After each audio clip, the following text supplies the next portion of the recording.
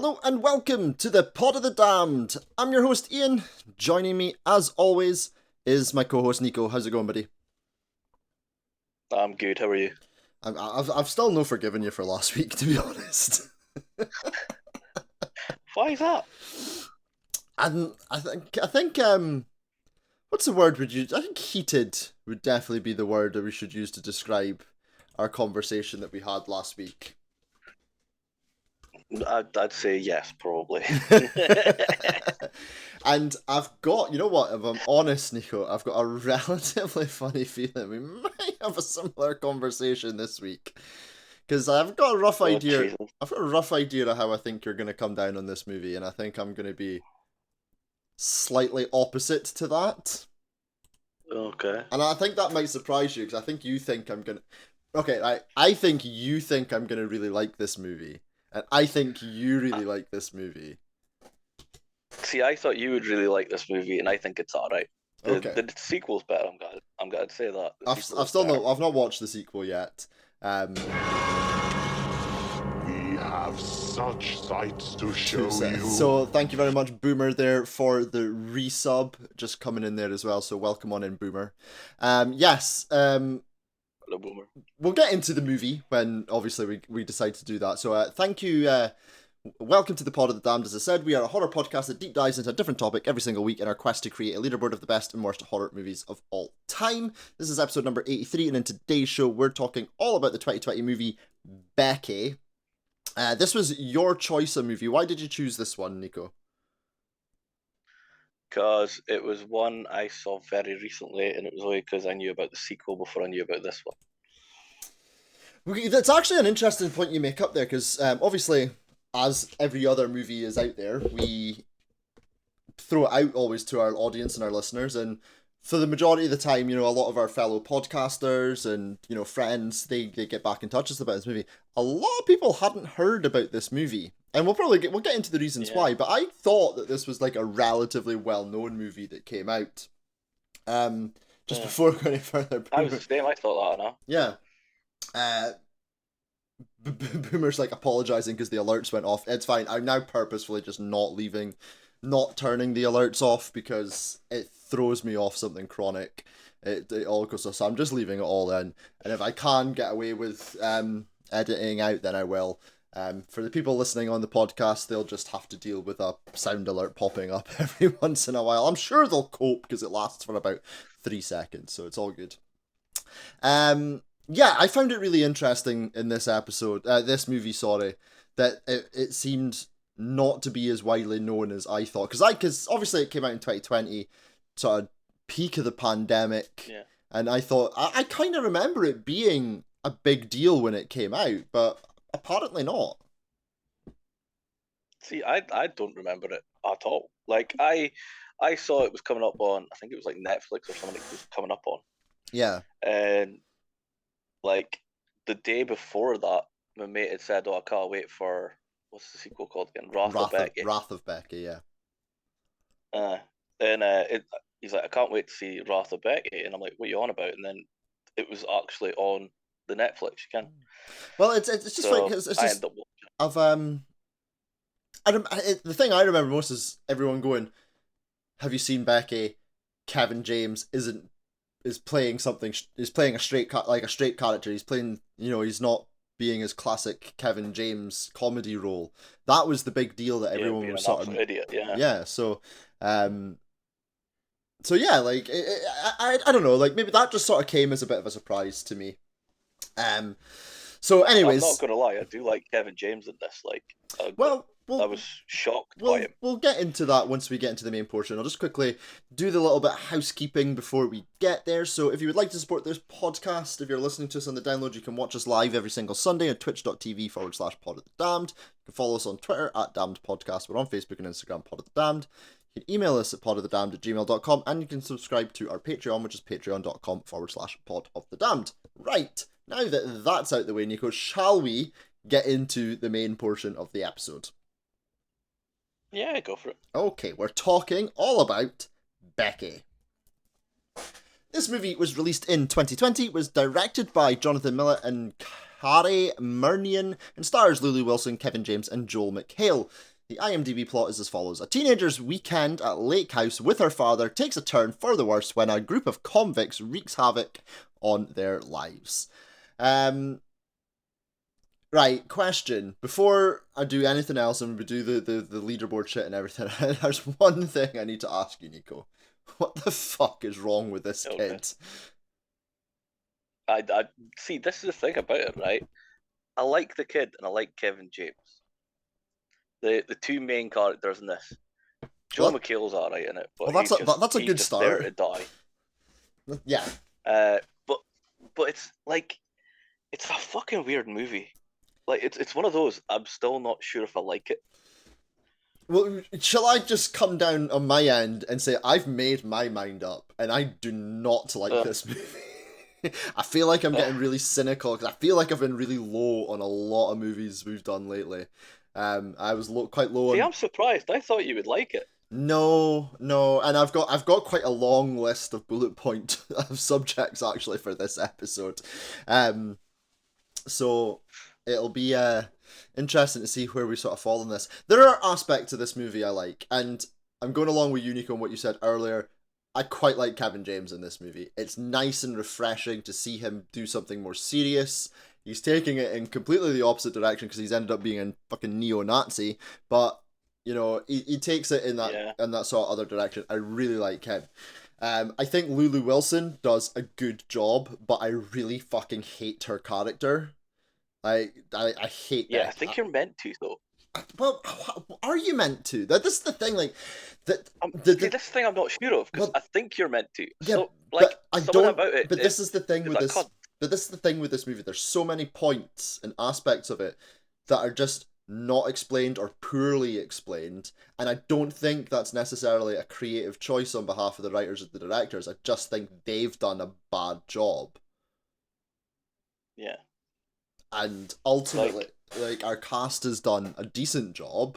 I don't think there's like, don't get me wrong, even Kevin James, as much as I like him, there's no like Oscar-winning performances in this movie, but everyone does a good job, you know, and yeah, I think they've been massively let down by the plot and the script.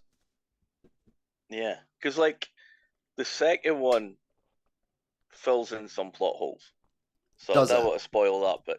But do you think? So, do you think though? Sorry to interrupt. That was intentional, and that you know they always planned to do that, or do you think they thought we kind of did fuck up with the first one? Let's fix some of those mistakes. I'm not sure, but somebody was saying to me it's meant to be like 4 movies. So there's meant to be 2 more to come out.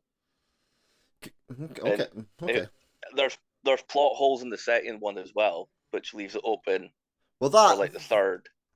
That would lead me to believe then that yes, like it is kind of all in some sort of grand master plan. It is obviously different directors in the first one.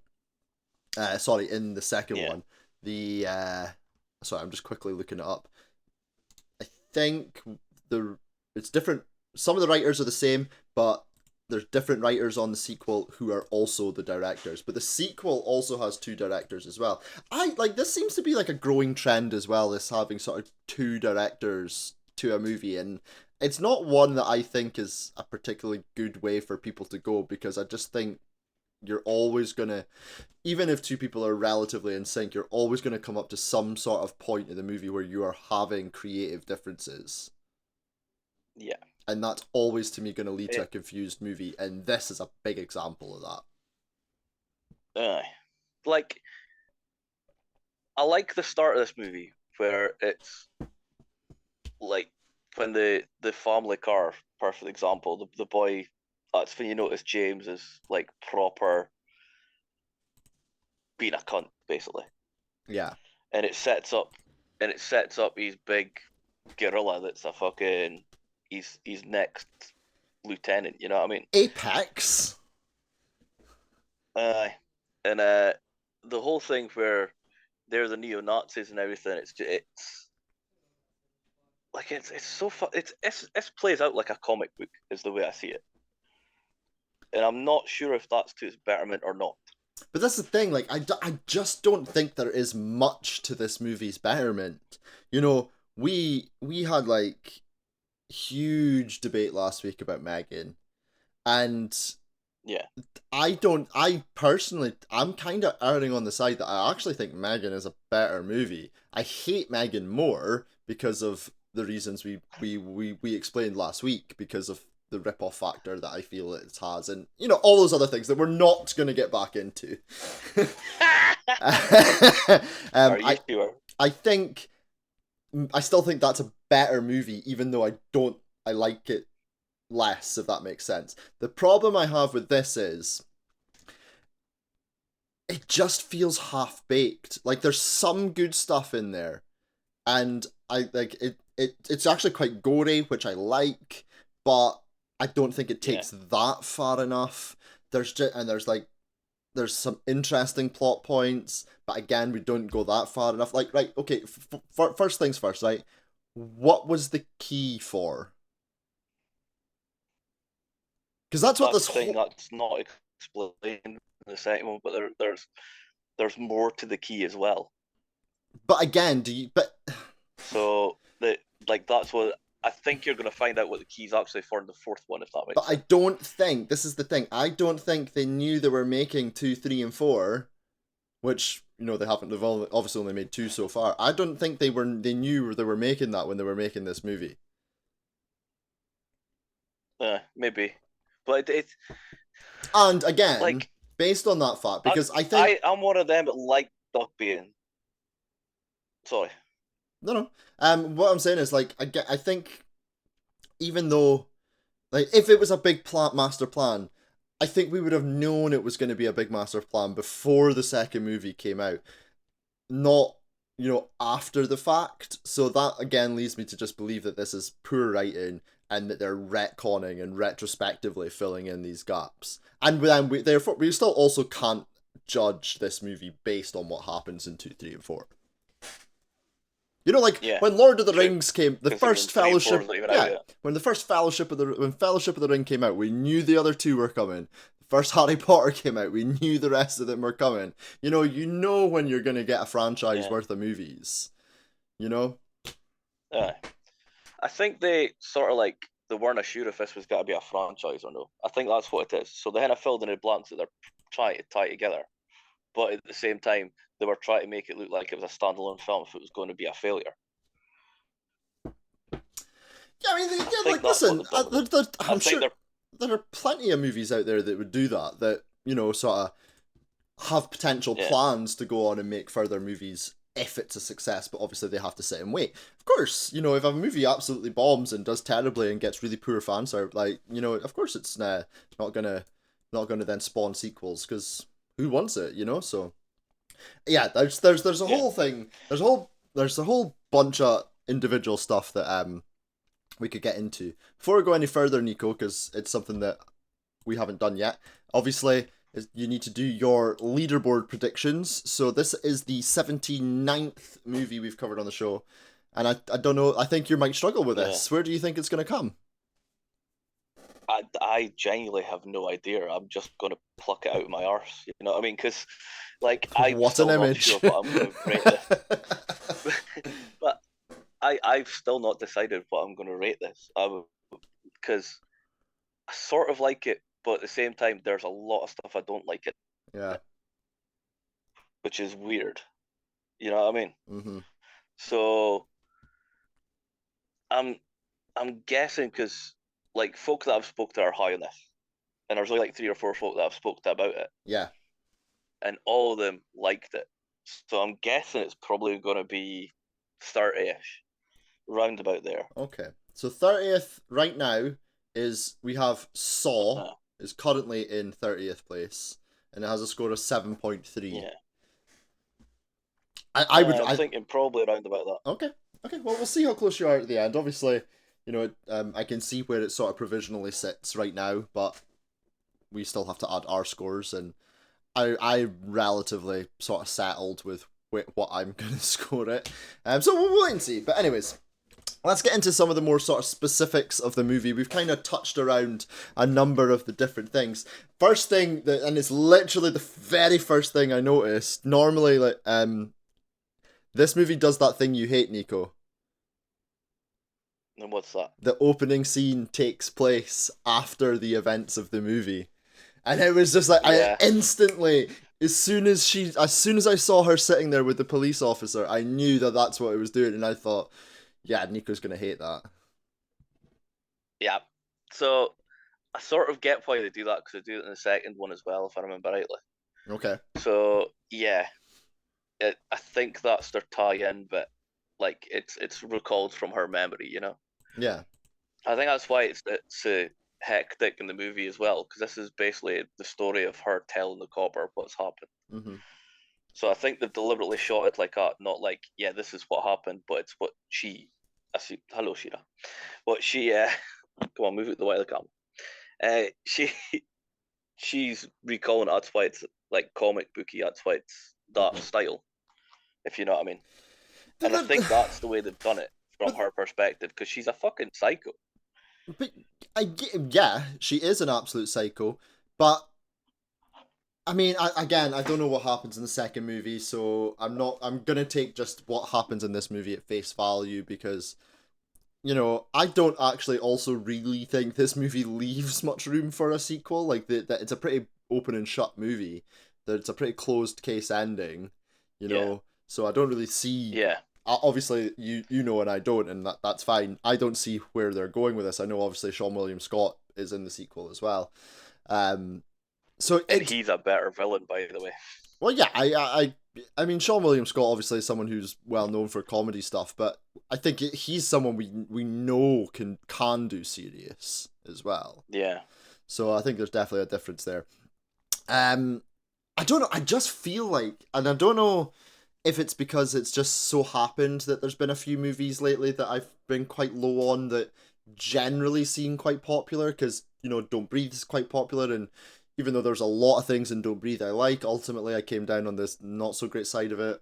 Obviously, Megan ended up being massively popular that I don't like. I feel like, and based on some of the listeners' opinions and things that we'll get into later, that our audience in that is quite high on this movie, and I'm really just low on this movie. Maybe I just don't like kids, because I found the character of Becky to just be like,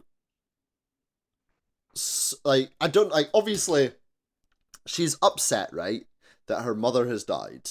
And that is very sad. And, you know, everyone has a right to grieve when family members die, blah, blah, blah, blah, blah, and all that sort of shit, But right? she's a fucking brat about it. She's fucking awful about it. And this is the thing at the end of the day, like, everyone goes through trauma. Everyone goes through family loss and loss of friends and relatives and things like that. You know, I don't really understand. Am I meant to feel sympathetic towards her? Because I certainly do not. I sort of like, so when I just watched this, because I've seen a sequel, I feel differently, right? Mm-hmm. So when I first watched this, just by itself, like what you're at just now, without watching the sequel, I sort of felt the same. I'm like, fucking, she's just a dick, you know? Yeah. But she's a fucking psychopath who goes on a murderous rampage because if it happens with these dickheads. And, excuse me, the thing is, the whole shit with the key, how did it get there and all that. Anyway, getting sidetracked. So, Becky just, sometimes you're like, I just wish she'd get fucking caught and fucking slapped because she's fucking annoying. Well, I mean, the next minute you're like, she does at one point, you know, she gets a good punch to the chest that does absolutely, like, again, another problem with this movie, nothing hurts.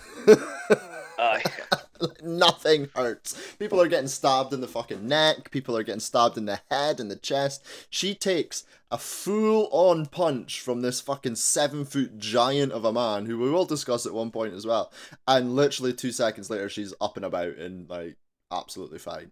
That she is supposed to be a 13-year-old. I think she was 15 when this movie released, but at the time she's supposed to be playing a 13-year-old girl. She was obviously really close to that age. She's a 13-year-old girl taking a punch out of the 7-foot giant. It's probably going to cripple her.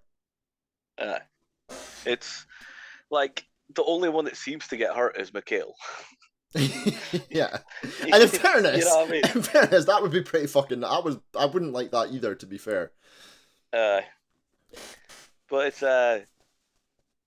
like, her being so much of a dick and not hurting, but saying that she's meant to be a true psychopath, so she's probably Is that she's explained? explaining Is her psychopathic tendencies explained more in the sequel? Because again, that's something else that's really lacking in this movie. That no, Yeah, nah, they're not. I don't know what it, like. Obviously, like we've all watched horror movies as well that lack some sort of context, and we sort of say, yeah, but it kind of is. We kind of like the fact that we don't like. I think back to things like something we've done recently, Terrifier, and there's so little context around Art the Clown, for example. But Yeah, that seems to be one of the sort of really big selling points. One of the reasons why he everyone kind of loves him, because no one knows where he came from and no one knows like who he is and why he does things he does. But here, I feel like in this movie, there's so much missing context that we just need. For example, obviously she's acting out, and we also find out the reason that she's not just acting out because her mum's died. She's also acting out because her dad's now with this new person, Kayla. But yeah, we don't really get told. There's no passage of time in this movie, so we don't actually know how long there's been in between the mum dying and him getting with Kayla. And I feel like that's a really important piece of information that we should have had. Her being raging at it would lend to believe that it happened really quick. But if they're also now at the point where they're about to get married and because like her, you see the picture of her and her mother. Mm-hmm.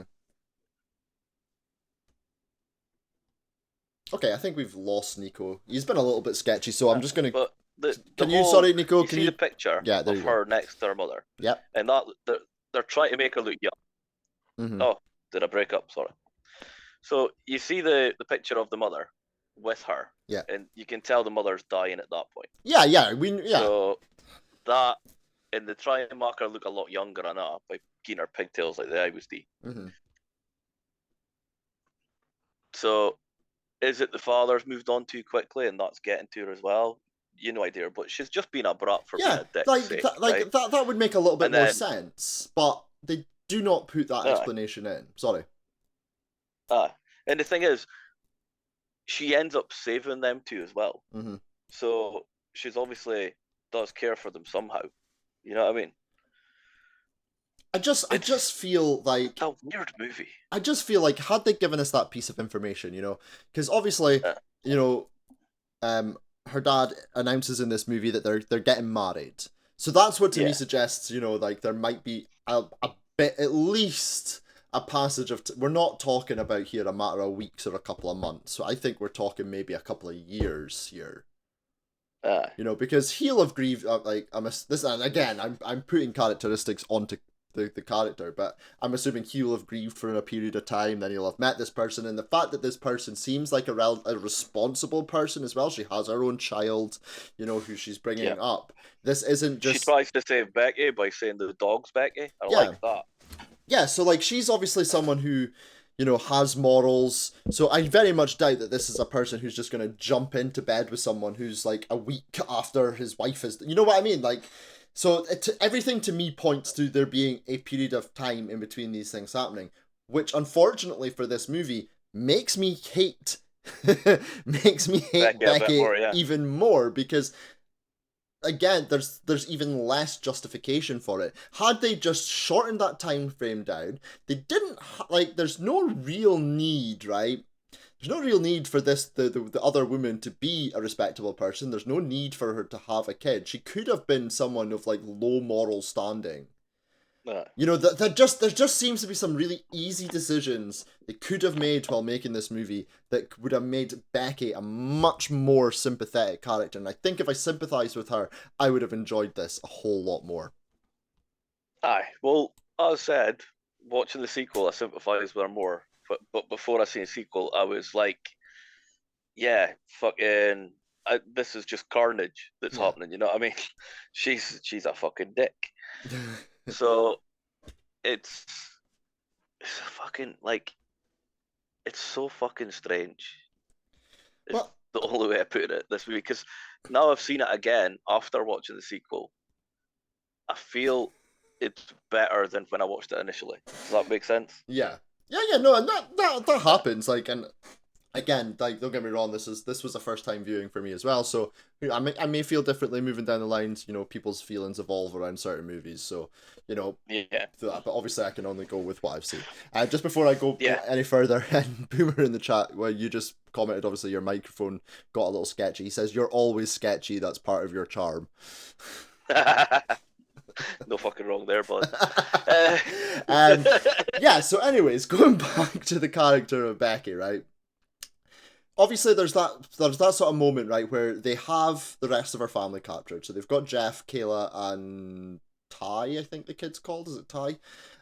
They're captured, and Becky's out in like her fort, and one of the prisoners goes out to meet her and says, "Look, just give me the key, and I'll leave you alone." Do you think, had she given him the key, because she's obviously, there's a moment there, I think I might have lost Nico again, actually. Oh no, he's there.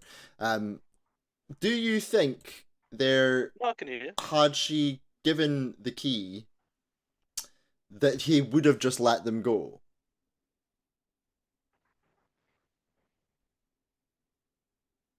No, I think just like that's why you've got that scene with the car, where the dad and the two kids, they're guaranteed dead. Mm-hmm.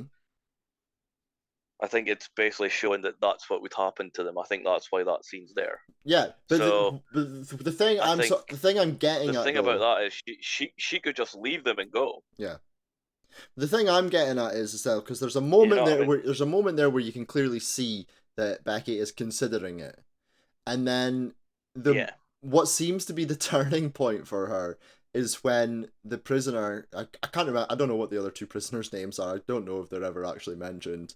The prisoner says that Kayla's her mum, and that seems to be like the turning point. And it's like, she's so full of hatred and rage that just the simple fact that someone is mistaken this person for your mum is causing you to go on this ramp, like, but there's just no genuine like the outcome doesn't match the cause. Like, it's so blown out of proportion, it's ridiculous. Like, it's so beyond belief. I can't get on board with this movie. And then because I hate her so much in that opening act, like, she does some cool shit, and she goes on and she Home Alones the shit out of this movie. But, like, I just can't get on board with any of it.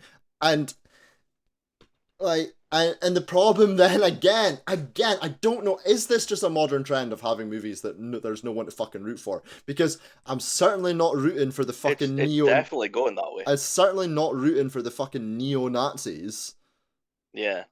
There's no sympathetic villain, and whilst I think, our antagonists do a good job, they're not particularly memorable villains. They're not going to go down as like horror icons or anything like that. So there's no villain to root for, and the fucking hero is reprehensible. See, I think it's because you're not meant to like her. I think, like, me personally, I think it's the whole premise is she's saving the two folks she does not like. I think it's revolving around that. Because if you see the sequel, she's saving something then as well.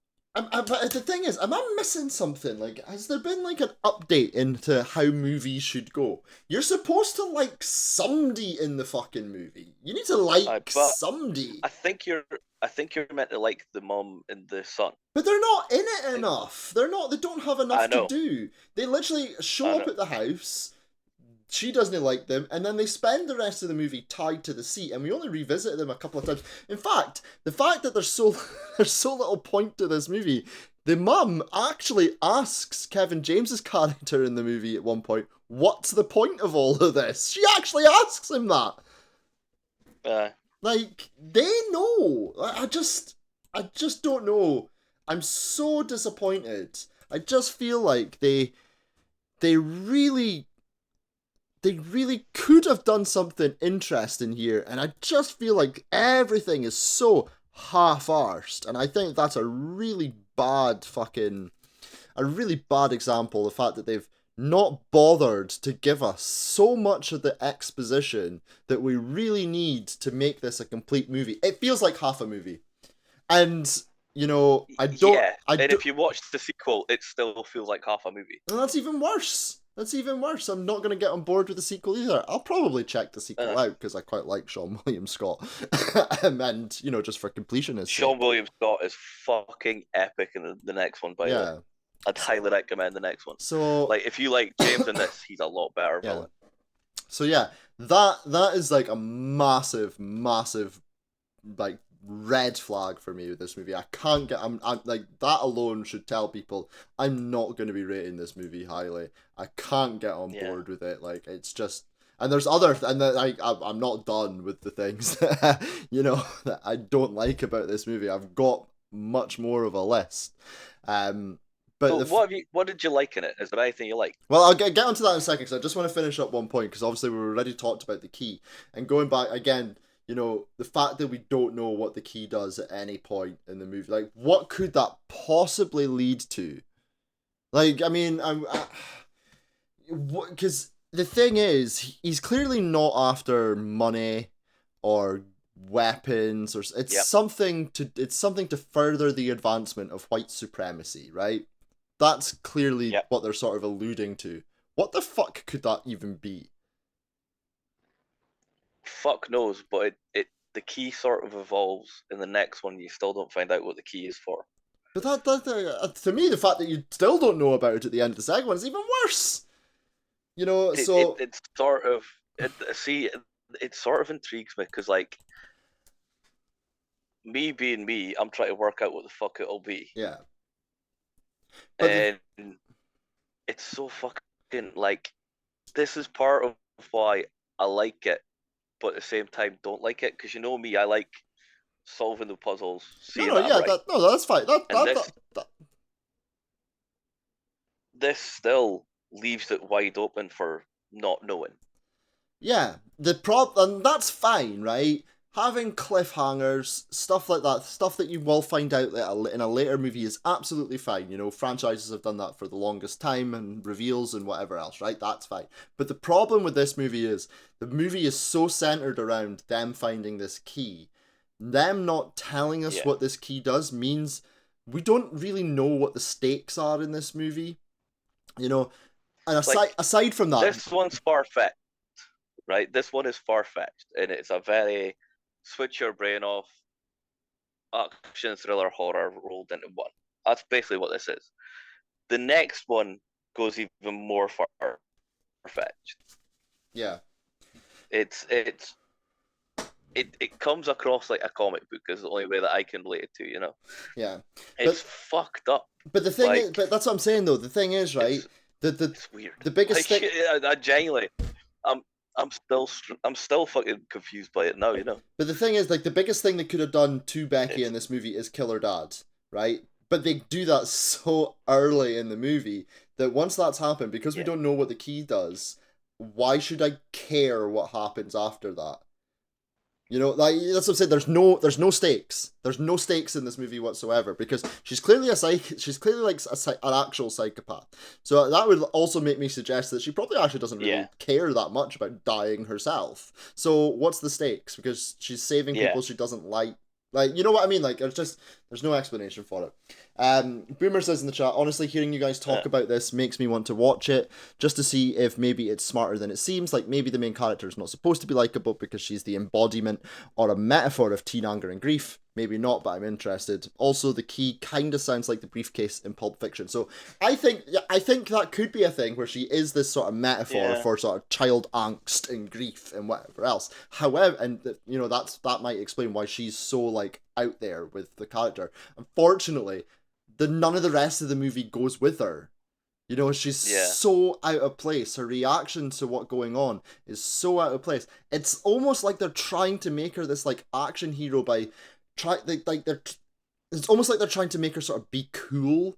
Like, she randomly starts playing the fucking ukulele in the middle of the movie as well, and singing like some fucking song, and you know, they try to make her look cool because she's sitting there like burning fucking s'mores around a fire, and you know, like, she's 13 years old as well, and it really sort of bothers me when movies make these like kids out to be like older than they are. They're treating her like she's a fully grown adult. At one point in the movie, fucking Kayla's talking about her like she's some sort of fucking world-renowned ninja assassin, you know?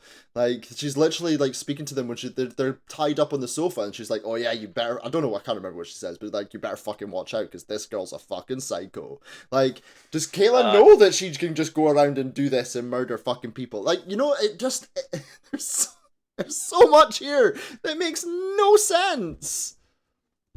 Yeah, like, it's basically she's smarter than what she fucking is, because like the whole prison yard bit and cut into the school. Mm-hmm. So it's like that's like your opening scene. So you're seeing like the perspective of somebody being killed, Yeah, and somebody not giving a fuck getting a kicking, and it's a very it's like they're trying to say this is two sides of a coin. She could go the way of the neo-Nazis, or she could be the way she is in this. And it plays on that in the second one as well. I know, but then again, right? So it's like but the problem with that is the yin and yang, you know? no, but the problem with that is there's no moral dilemma there, because either she becomes a neo-Nazi or she becomes this horrific fucking shitty person. Like, there's no moral, like, obviously, there is a moral dilemma. There's a difference between being just a shitty person and being a neo-Nazi. I should probably just, state that there. But in terms of, like, in terms of liking the cat, like, I'm not gonna like her no matter which way she goes. I'll like her even less if she becomes a neo-fucking-Nazi. But, you get what I'm stretching at. Neither of these choices is gonna make me like this character. I get it, like, there is this sort of moral sort of dilemma about it, but it's two bads. Both sides are bad, just one is much more shittier, so it's like lesser of two evils. Maybe that's the message. Maybe the message is lesser of two evils. That's how to live your life. Because, well, maybe. But, you're genuinely confused by this movie, aren't you? She seems... I am, because it, like, something makes me like it, and something makes me not like it at the same time. And it's, like, Beck is well acted.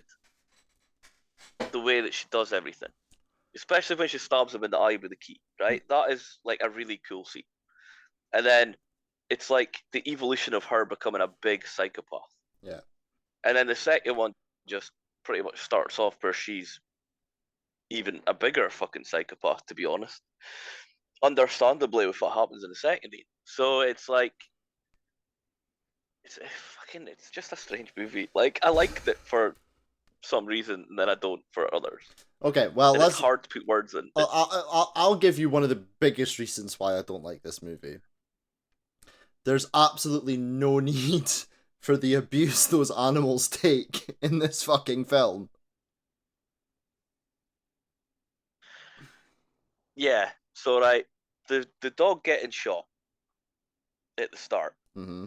I understood that bit because it's the whole that's how she manages to get away a bit.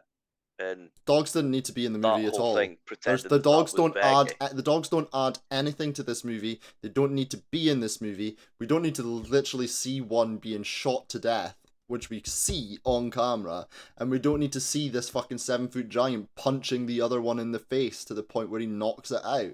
It's completely unnecessary and over the top, and it's not needed at all. It adds nothing to this movie. We already know that the 7-foot giant guy is a fucking powerhouse because we've seen him murder someone with his bare hands in the prison van earlier on, and the whole that's made her get away. There's a million fucking ways in which you could give her an opportunity to explain how she manages to get away without shooting a dog 3 times on camera in the fucking body.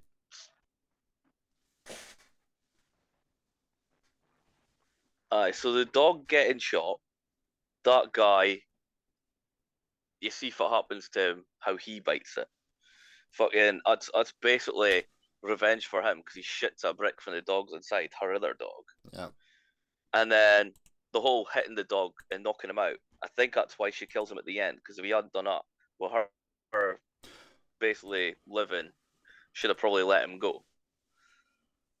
Which is a cool scene, by the way, when she kills him. I quite like that. I I hated that so much. I really fucking hated it. Really? Yeah, again, I just listen. Yes, he punched a dog, didn't kill the dog, so there's that, and he literally saves her life. If it wasn't for him, Yeah. she'd have been dead without him. And Aye. I get, like, I don't understand why. I don't think. I like honestly, because I don't think I like that sorry, part we keep. because of the way so. No, Sorry. I think what's going on is first. there's a delay in between me and you. You're, I think, a few seconds behind me, so it means we keep interrupting each other. For those listening on the podcast, I will try and edit as much of those delays out as I possibly can. But there is a little delay between us, which I think is why we keep getting crossed over. The thing is, right, I'm genuinely confused by this movie as well. But I'm not confused in the, I'm not sure if I like it kind of way or if I don't like it like you are, which is perfectly fine. I'm just confused by why these things happen. Like, maybe it's because I'm not a psychopath. I don't know.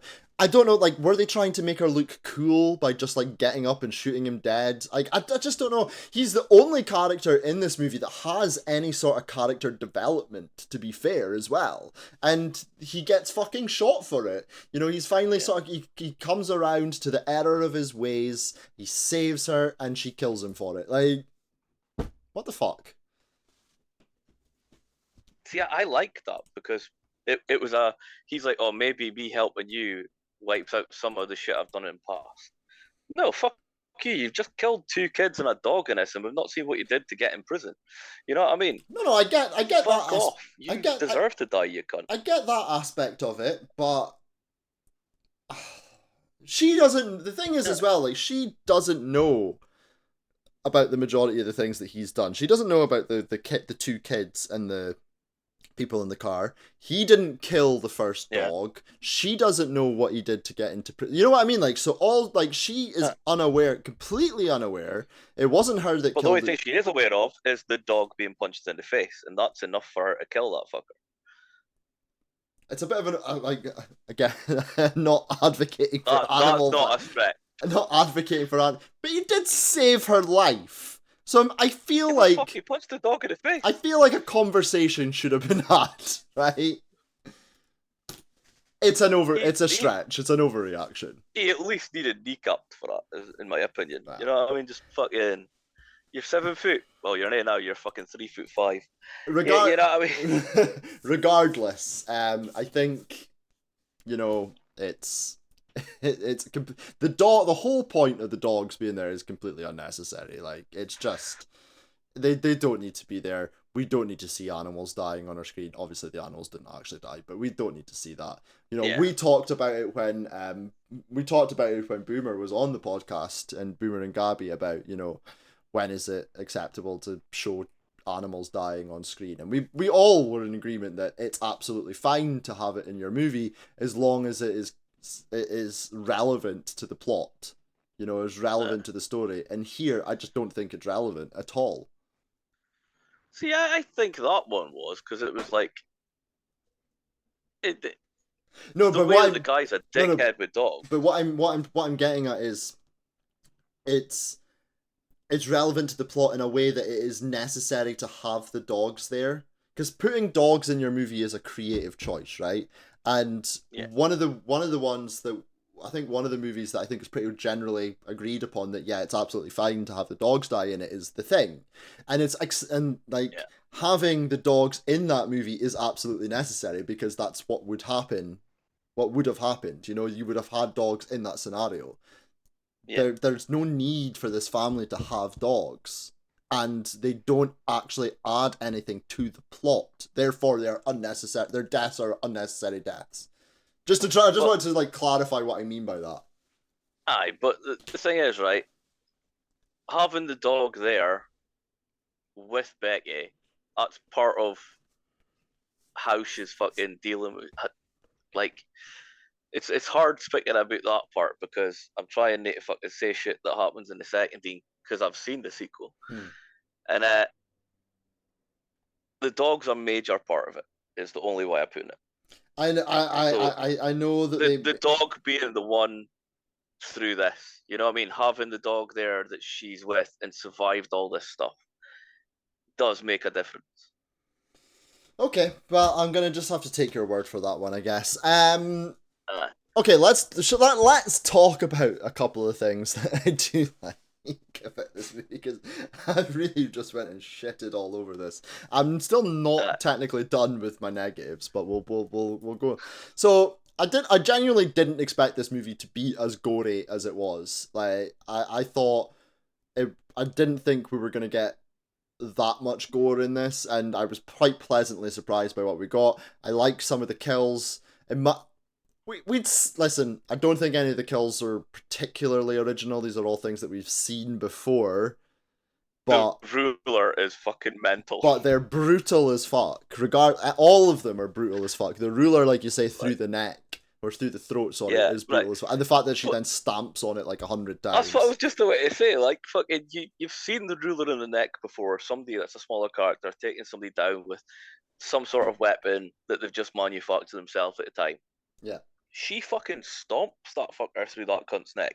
It doesn't even go all the way through yet. Finch just stomps him, and she's fucking pounding that fucker through, and that is brutal. Yeah, I love that kill.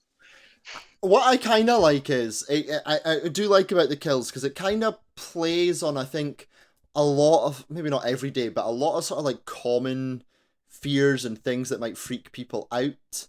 Maybe not so much about the neck one, but if you think about, like, obviously the other guy who falls into the river and then gets chewed up by the propeller blade, you know, I think anyone who's been on a holiday and has been in the sea and has maybe been out on a small boat or something like that, that'll definitely be something that you have freaked out about at some point, right? No, not really.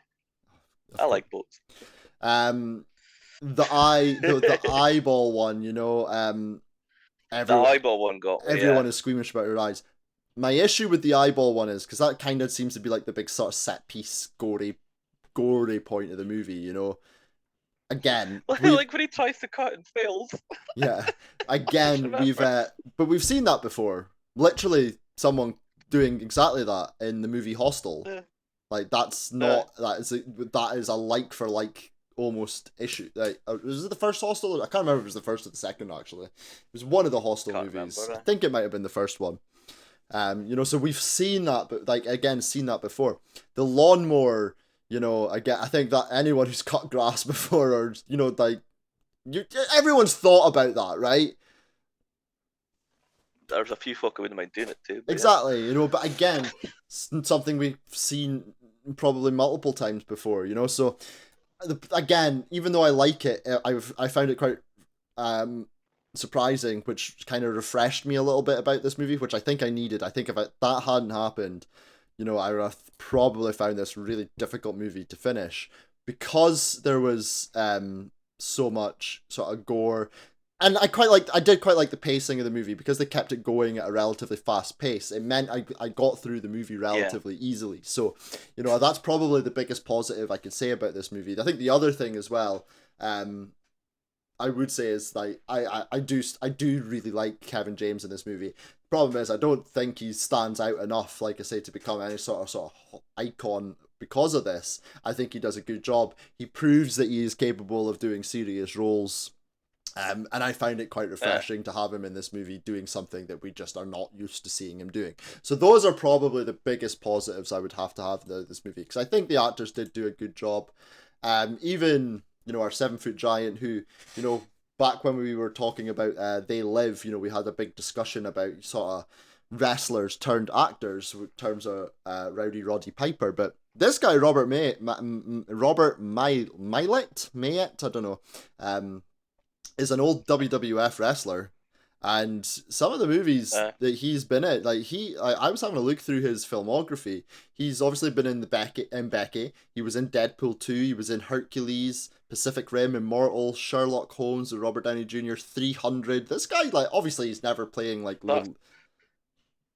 That's my favourite one with Sherlock. He's brilliant in Sherlock. Yeah. Obviously, he's never playing like leading roles. He's not Batista-ing it. He's not John Cena-ing it. But you know, that's a pretty solid fucking filmography right there for someone who wasn't a particularly big star in the old WWF. You know, he's not a sort of leading man of Hollywood. You know, that's a pretty impressive filmography. He's had a decent career, but the Sherlock one, he's the one at the boatyard. Yeah. Fight at the boatyard, and I love that. The you want a break? Yeah, we'll have a break. That whole shit is brilliant. Boomer says in the chat as well, and he's good in this as well. Yeah. Boomer says in the chat, it's the first Hostel. He says, this movie has got to be better than Hostel. I'm going to tell you right now, Boomer, that Hostel is better than this movie. I would say this is better than Hostel, yeah. Will we ever agree on anything? Boomer, try it. Will we ever agree on anything? Boomer, try it. I reckon Boomer would like this. Saying that, I thought you would like it too. I don't think... Because it's the whole home invasion thing. You love that. Yeah, but there's... And that's why... But that's not the key aspect. The home invasion is over within the first 5 minutes. You know, like, I like it when it's like the long drawn out thing. Like, I like the sort of like The Strangers as a home invasion movie. I like that aspect of it. The home invasion is the sort of central point. It's not the central point of this movie. It's over really quickly. Everyone's captured. And then she becomes fucking Kevin McAllister. She becomes an absolute psychopath. And it's just, like, I see, that's the thing. I relate to her more in the movie than anybody else, which is disturbing. But she's still ridiculously... Just a little bit. Unrelatable, you know.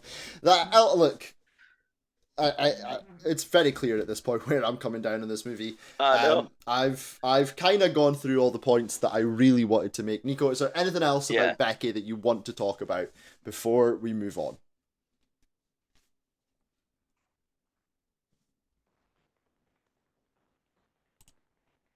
I lost you for a second there. Okay. Is there anything else about Becky you want to talk about before we move on? So, the ending, like, oh no, right, fuck it, no, it's fine, because it's a fucking movie that confused the shit out of me that I really like. Boomer, try it. I'd like to know what you think. I mean, Boomer, try it again, just because I don't think anyone's gonna like a movie, or because you know, I don't like a movie. I always recommend people go check it out and make their own opinion. So absolutely try it. I don't think you're gonna like it. But then saying that, like, so many people did like it. I don't know. I'm very certain with where I am. I think the confusing thing for me is with a lot of movies that I dislike, I can in my head justify it. I know why people like certain movies. I don't know why people like this movie. I think it's because the kills are gory. It's very comic book-esque. It's one of those things where everyone in it, there's always somebody in it that you'll fucking hate. I think is just... Sometimes it's good just seeing a psychopath off a leash, and that's what this feels like. Yeah, but the problem with that is she's a psychopath off a leash, but they've made her so unlikable in that opening sort of 15 minutes of the movie that I don't really care about what she does. Yes, there's good gore and the kills are good, but ultimately, what is there, five deaths in this movie? Her dad and the 4 prisoners that we see. Six if you count six if you count the dog. So Apex. Oh, and the guy at the start as well. Okay, so Apex gets shot, his death's really quick. Her dad gets shot, his death's really quick. I know there's a little bit of a torture scene with him as well, so that's like fine. We get the eyeball scene, which we've obviously talked about. That's okay, gory and cool, but it's over pretty quick. Probably the sort of most drawn out one is the ruler to the throat, which is probably ultimately the best one in the movie, I would say. I would say that, yeah. I like that one. You've got the propeller in the lake. Yeah, that's nice and gory. Yep. Still nothing we've not seen before. And then you've got the lawnmower in the end. Yes, nice and gory. Didn't particularly like the special effects of the half a head we saw afterwards. However, I thought that looked naff as fuck. So, you know, like that's the thing. The problem I have, the few positives I do have with this movie, there's negatives to go along with them as well. So Yeah. I think the writing's really, really fucking bad. I just think that, that's let this whole thing down. See, the other thing I liked was mind the scene first is like nursing the dog has been knocked out, Mm-hmm. and she's greeting her and he picks her up and just carries her away. Mm-hmm. That I sort of like that bit because it's the only time you see her proper giving a fuck. Like she barely fucking reacts to her dad dying But compared to she the dog, you know. barely reacted to her other dog dying. But I don't think that was her dog because this is fucking yada yada, and that was it. I think that was meant to be for the new kid that's coming into the family, you know. Because there's a scene at the start where he's like, "Oh, you'll get to know each other quite well, fucking for you." Yeah. Because it's a younger dog as well, so I think that's why. Look. I don't really. I have nothing else to add about this because the problem for me is every single point, all of it boils down. I think the two things, right? There's two things that ultimately have completely ruined this movie. They've made everyone so unlikable. It was. I really don't think it would have been that difficult to give her at least a little bit of likability when you're comparing her to fucking neo-Nazis, but they've somehow still managed to make her so fucking shitty that I don't even want to root for her either. And they've absolutely left far too much in this movie unexplained. I've absolutely no issues with leaving certain aspects unexplained, with the potential that we're maybe going to get more answers in the sequel. But we needed to know what the key is for in this movie. And the fact that they've then gone on to make a second movie and still not revealed... Watch the sequel. But you said they still not revealed what it's for. So the fact that we... But I can't judge this movie on what the sequel does. I can only judge this movie on what this does. And this movie, I needed to know what that key did for us to have any stakes for this film. Well, no, because all you need to know about that key is the neo-Nazis were mean it really badly. But why? It's what it is with this one. And the sequel, well, that's what I'm saying. Because you know what though, but this is quite ironic as well, because we've discussed in a lot of previous movies, about you and your sort of desire to know how everything is and what's going on. Everything, yeah. So I find it quite funny that in this movie you're defending the fact, and the fact that you don't, and it's so egregiously negative towards this film that we don't find it out. It's such a huge negative in this film. I find it so bizarre that's the one you're choosing to defend, because it goes so against what you normally say. It is. That's the thing. Yeah, I it's hard to explain, but the evolution of that key is to do with that. Because see, before I watched the sequel, I was the same. I was like, I need to know what that was. Can I just... Is there some kind of like supernatural element or something into the second one? Because like you keep talking about like the evolution of this key. Why is a key evolving? It's someone you dick in about this scene, and it's someone that Scott does in the sequel. Okay. The more and more we talk about this, the less and less I actually want to watch the sequel, because it just sounds fucking stupid. Oh, it is. It's fucking batshit crazy. You think this is but is batshit crazy? Is batshit crazy to me is usually good. I think it sounds dumb. Like, I actually think it sounds dumb as fuck. So.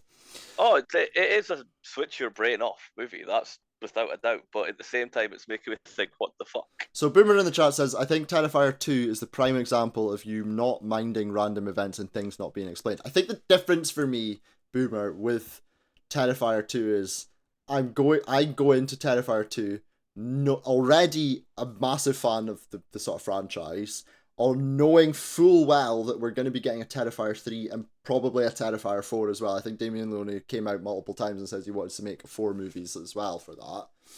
But there's also, for me, personally, I think there's characters to root for. We've talked, like, number one, first and foremost, Art the Clown is a villain that you can root for. They do sort of fresh things that we haven't really seen before in terms of the manner of some of the kills. The gore is over the top for the majority of the movie. There's people in that to like. So I have other things to attach myself to when it comes to that. Because I don't like anyone in this film, then I have nothing else to attach myself to. So therefore, that becomes a massive issue. Because not only do I not like the characters, but I don't even know what they're fighting for. So why the fuck should I care about anything that happens in this film? I understand you, but it's fucking weird. Like, you're going to end up, it's going that batshit crazy. You're gonna find out it's Hitler's frozen body or something. You get what I mean? Oh, I wouldn't probably, yeah. They're gonna, you know what I mean? They're gonna bring going. fucking Walt Disney back to life. Like, it's so like. It's a fucking strange one to explain. Like, they genuinely have got with this I think movie. we need to move on because we're now just repeating ourselves. Going, this is it's weird. It's difficult, you know. Boomer just on that note says, Boomer says he's waiting for Art Takes Manhattan. I love Jason Tate. Terrifier 3, Art in Space. Anyways, let's move on to our next segment. We're gonna talk Art X, mate. Yeah, we're gonna talk about some trivia. As always, we will start off with the finances of the movie. I say that actually, I couldn't find the budget for this movie, surprisingly. IMDb didn't give me it. I tried to look through various other websites, but I couldn't find the budget for this movie. According to IMDb, though, this movie has grossed just $1 million worldwide. But it is, again, worth pointing out that this came out at the height. It came out in September 2020, which was the height of the COVID pandemic. I think most of us were probably still locked inside and they were still living under heavy restrictions. So in terms of box office, the numbers for this movie will be low. I'm assuming it's been relatively successful on streaming services because we've gone on to have the Wrath of Becky as well. So I'm assuming it's performed particularly well on the streaming services on. I know it's on Prime. I think it's on Shudder. Did you say the sequel's on Netflix? No, this one was on Netflix. Yeah. I think the sequel's on Prime. So that's just, it's just something worth bearing in mind when we're talking about, you know, how much this money made. It's something that, you know, it's going to become more and more relevant, you know, as we sort of move forward, because a lot more movies are being more heavily focused on streaming and people are going to the sort of cinema less and less as well. So it's definitely something that's worth noticing as well. So just a few pieces of trivia. There's not a huge amount of trivia out there for this movie. It's funny that you mentioned in that eyeball scene about them not being able to cut it the first time. That wasn't actually meant to happen. So really? The prosthetic actually just ended up proving to be harder to cut than they first expected. So the shot ended up taking like a lot longer than they originally planned. And when obviously they cut, they all apparently just like burst out laughing once they finished that scene, because it just apparently just kept going on and on and on to film because he couldn't fucking cut this eyeball. Fuck. I feel like this is a role just made for me, Nico. Aye. You could be good for that. I know. This film obviously marks Kevin James's first dramatic role. His first time playing a villain as well. He's never ever been cast as a villain before until this movie. I'm assuming, obviously we all know him mostly for his comedic roles. I'm assuming, I've not really sat and went through his filmography. He has done some more serious roles as well, probably in his like earlier career. But yeah, this is the first time he's ever been cast as a villain. I think he's always done comedy because he started off on TV, wasn't he? Yeah, he was King of Queens, wasn't it? But I mean, yeah, I'm assuming there was you know, bit parts, you know, before you get like your big break and the odd like episode appearance here and there for various TV shows that all actors do, you know. I just thought he was a stand-up comedian and it went into... I think he was a stand-up... Yeah, he was. But even most your stand-up comedians now tend to do sort of bit parts in various things. And, you know, that's kind of a natural progression, isn't it? I suppose. Anyways, I literally... Like I said, this is going to be short. I literally only have one other piece of trivia. And so Kevin James wasn't actually the first choice. He was a last-minute casting choice because the original actor who was going to play his role had to drop out due to scheduling conflicts. How would you have felt, Nico, if Kevin James's character in this movie had been played by Simon Pegg? Yeah, I know. I know who was meant to do it. That's the only piece of trivia I knew. Uh, fucking yeah.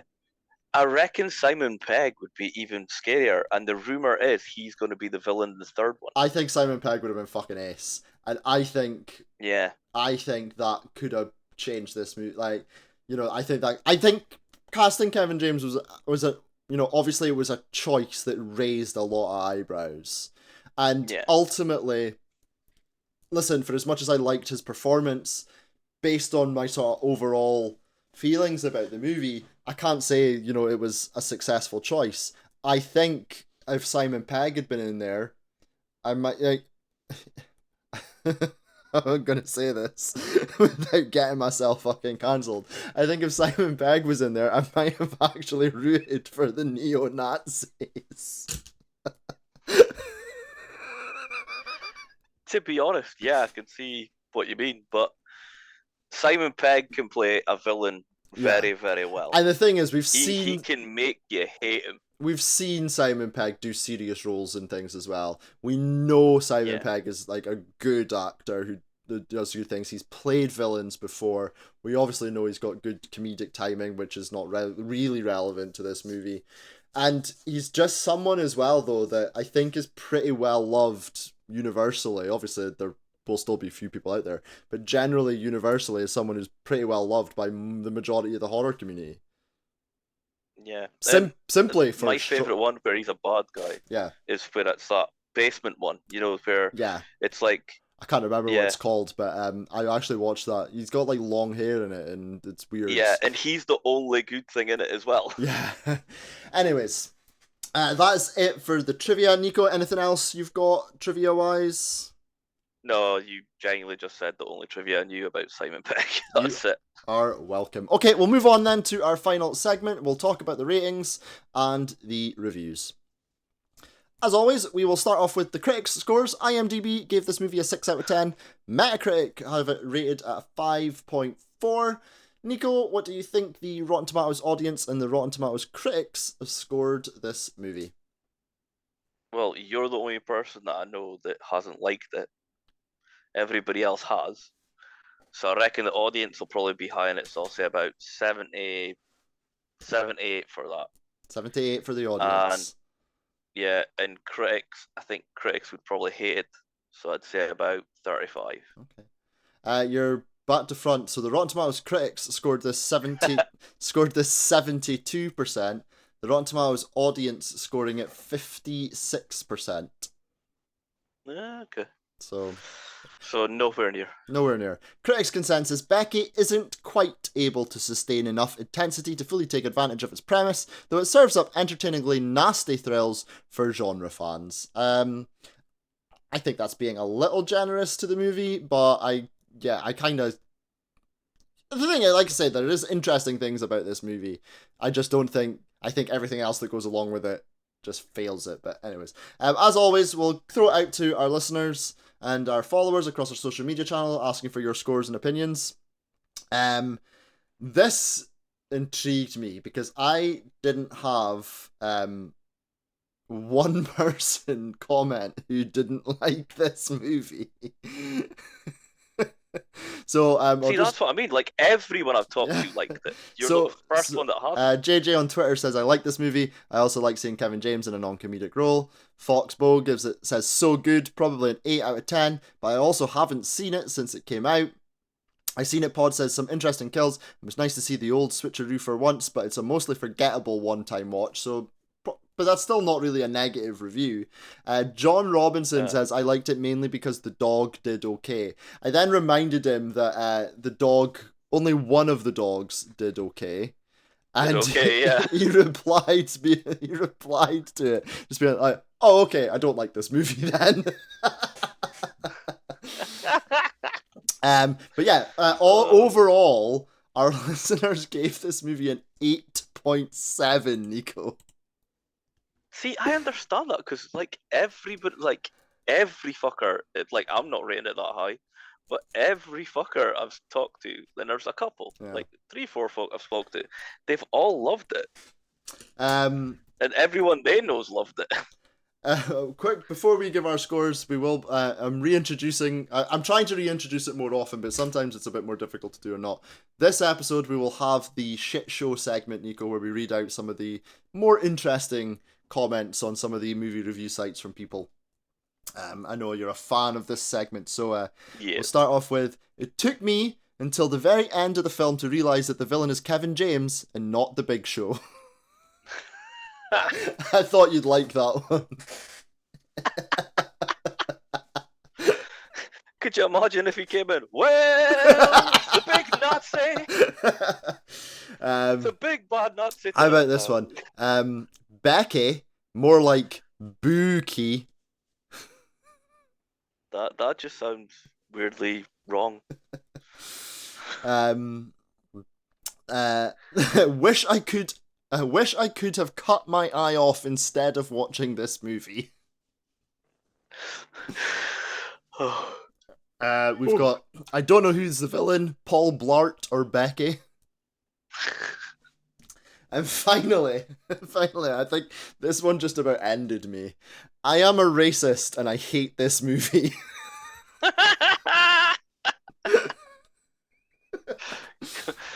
But you've got plenty of other things to hate if you're a racist. Get back to that. Anyways, given all of those reviews, all of those scores from the critics and our listeners, that just leaves me and you, Nico. So, on a scale of 0 to 10, what are you going to rate Becky? I'm gonna give it a 7.5 because it intrigues the fuck out of me. I think Becky is well acted. She's a fucking psychopath. I like it even more in the second one. I think they've got an exceptionally good villain. The stuff with the key is making me addicted to find out what the fuck it is. You know what I mean? I'm dying to know what it is. Mm-hmm. And I actually quite like the way that they use the dogs and that as well. Okay. Well, this is the second movie in a row, Nico, where we are completely just like opposite sides of the fence. I really do not like this movie. I, number one, hate what they've done with the dogs. I think having those dogs being killed in the manner that they were on screen was completely unnecessary. And the violence against the other one, also completely unnecessary, because I don't think there's any real reason for them to be in this movie at all. I think we've got extremely unlikable characters.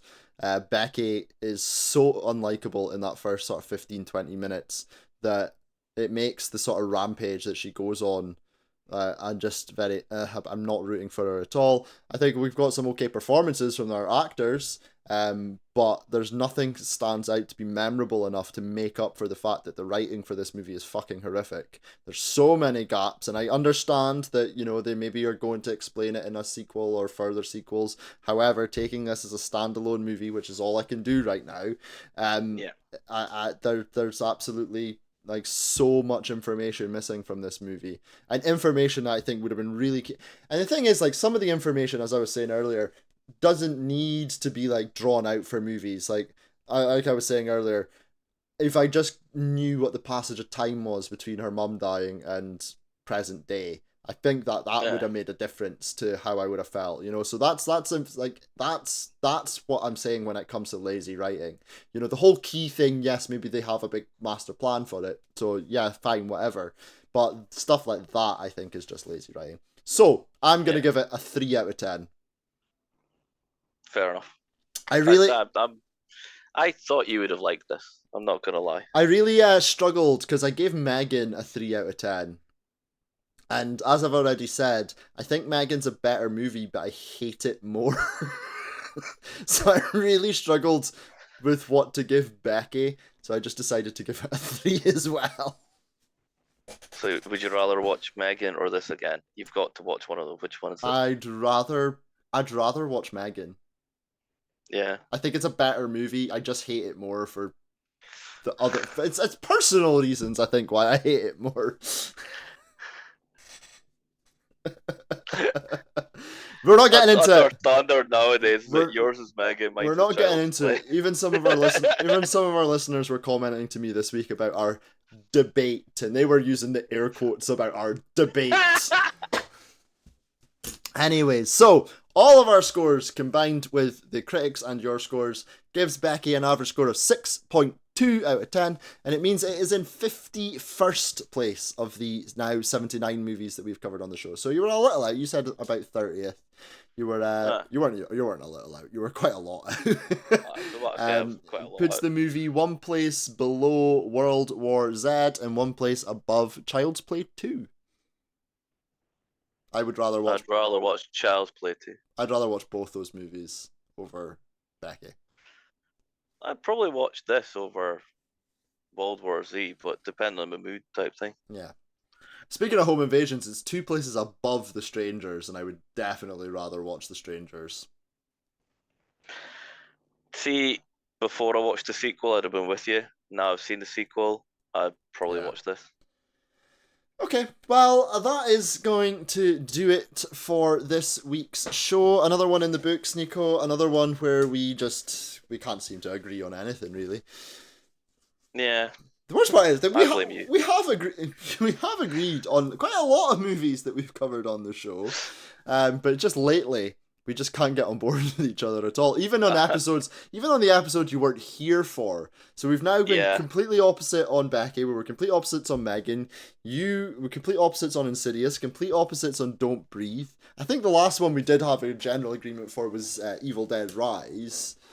I think we were both kind of in agreement on that one, but I'm struggling. And even then, you were less on it than I was. Yeah, it was. Yeah, did we? Was I? Yeah, you were like not as big a fan of me as I was. Yeah, but you gave it an 8.5, and I gave it an 8. So there's hardly a lot of difference there. Come on. I think I know which one I'm changing. By the way. Have you finally picked one to change? So yeah. Okay. Well, we'll wait because this is obviously I can't even remember episode 83. So we're coming up to that 101st episode.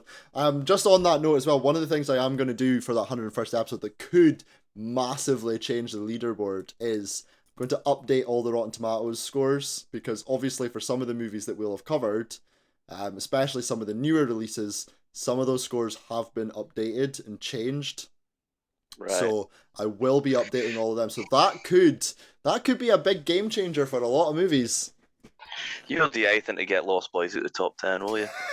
Well, having said that, I fully believe that next week is going to be the week where Lost Boys is coming out the top 10, because it's my choice of movie. And we've been covering, there's a couple of reasons I chose this, but the main one is, I think over the past sort of couple of months, we've really been focusing a lot on sort of newer releases in modern horror movies. Obviously with, some exceptions in there, but if you look at sort of our more recent movies, today we've done Becko 2020, Megan last week 2022, Insidious 2010, Don't Breathe 2016, Terrifier 2016, Evil Dead Rise 2023, Horns 2013. So we've been doing things that have been coming out sort of the last decade and a half.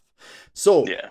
And it feels like as well, it's been a while since we've done a proper classic of a movie. So next week we're talking about John Carpenter's The Thing. Yeah, see, I hate that movie. It's going to be a 0. Right, okay. You're just you liar. You okay there? No, I just about had a fucking aneurysm. Yes, we're talking about John Carpenter's The Thing next week. So I'm very much looking forward to that. I think it's pretty safe. I'm not. Lost Boys is going to be out of the fucking top 10. Well, you don't know, because I'm obviously not going to get into it too much, but the critics hated The Thing when it first came out. Did they? The critics absolutely panned it when it first came out. We'll get into it in more detail, because it is a talking point I've got for next week. Surely that's changed nowadays, though. Yeah, but some of that might still linger when it comes to old critic scores. You never know. I doubt it. I mean, this is the critics we're talking about. Exactly. It's probably like right up there now. I personally think, I haven't looked at any of the critic scores, but I have a feeling that this could be a top 5 contender. Well, yeah. So not only could it knock the Lost Boys... Listen, the Lost Boys has had a pretty good fucking run in our top 10. Should be in the top fucking 5. Yeah, but the thing is, right, you have to appreciate that Lost Boys probably... Like, is your number one movie, right? And that's absolutely fine. But you kind of have to appreciate that it's not going to be everyone's number one movie. I understand that, but I genuinely do think it's very hard done by in our leaderboard. Well, if what I think one of the things we obviously again always posting kind of updates on our leaderboard across our social medias as well. One of the sort of ones that we always get accused of rating too highly because it currently sits in our top 5 in 5th place is Tucker and Dale versus Evil. People don't apparently a lot of people don't think that belongs anywhere near the top 5. So I'm not hoping. I'm kind of hoping the Thing knocks it out there so I don't have to deal with that anymore. But yeah, so I think the Thing could be a top 5. Could it challenge our number 1, our number 2, or number 3 slots? We've got Alien, Halloween, The Reanimator. I think could challenge those. I definitely think it's Alien and fucking. I reckon it'll be top 3. Put it that way. You think top 3? Okay, I reckon Reanimator will be dropping down as well. I'm gonna play it safe, and I think it'll be top 10. Oh, 100% it's top 10. If it's not top 10, it's even more unjust than the fucking Lost Boys one. Just based on the fact that I don't obviously know what some of the critics are, and we know how wild some of them can be, I'm gonna play it safe and just say top 10 for now. Anyways, that's a discussion for next week. As always, Nico, thank you very much for joining me. Thank you for having me on again. No worries at all. Just a quick, obviously, announcement as well for our listeners. So if you're listening to this on the download, then earlier this week we released the first episode in our new side series of episodes called Bucket List Horror, where Nico Nice of the House That Screams podcast came on to add An American Werewolf in London to Pod of the Damned's official bucket list of horror. So please go check that out. We'll have a different guest on every episode of it. It might not get released every single week, but we will have a different guest on every single episode. These are shorter episodes, around 30 to 40 minutes, and like to say the premise is obviously for the guest to pick a movie they think that everyone should see before they die, and Nico Nice came on to talk about An American Werewolf in London. So please go check that out as well. Don't forget, you can follow us on Twitter at Damn Podcast. We're on Facebook and Instagram, Pod of the Damned. You can email us at podofthedamned@gmail.com, and you can subscribe to us on Patreon, which is patreon.com/Pod of the Damned. And if you're listening to this in the download and want to join us live on Twitch, you can do so at twitch.tv/Pod of the Damned. But once again, thank you very much to Nico for joining us this week. Thank you to everyone for downloading and listening to this episode, and to people who are hanging about in the chat, Boomer especially. Thank you so much for interacting with us as well. But until next week on the Pod of the Damned, just remember, you're damned if you do, and you're damned if you don't.